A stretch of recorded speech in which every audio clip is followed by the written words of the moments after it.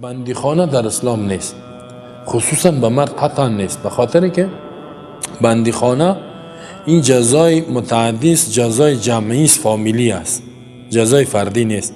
در حالی که اسلام میگه الله تزر وازرتون وزر اخرى، یکی گناه دیگر رو برداشت کردن نمیتونه.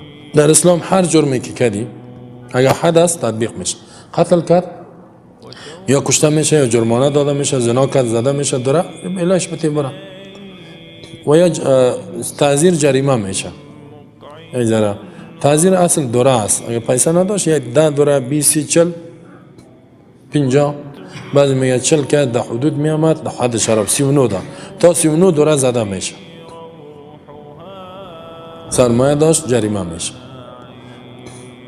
اگر تعزیر است. اگر قانون ثابت است حکم اسلام، دزدی کرد دستش قطع میشه، آدم کش قصاص میشه، زنا کرد یا سنگسار میشه یا دوره زده میشه.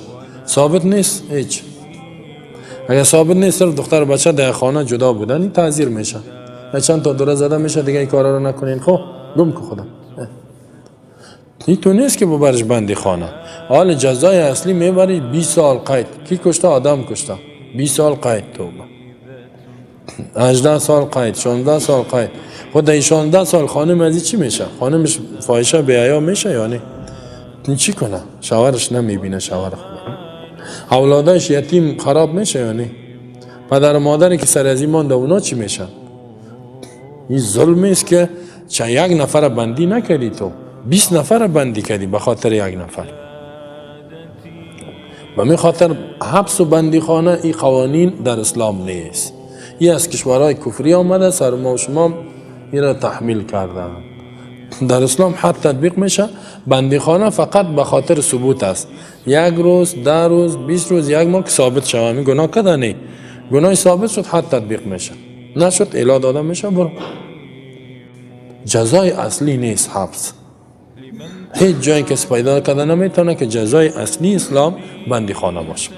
الله نگفته کسی را کش 20 سال قید، اگر دزدی کرد 14 سال قید، اگر زنا کرد 5 سال قید. در کشورهای کفری هم میتونه، زنا خود جرم نیست، اگر تجاوز کرد اونا زنا را زور میگن، به زور یک کسی را زنا کرد با زور 4 سال قید، 3 سال 2 سال 5 سال. دزدی هم کرد 10 سال و 6 سال یا 7 سال، نظر به چی است.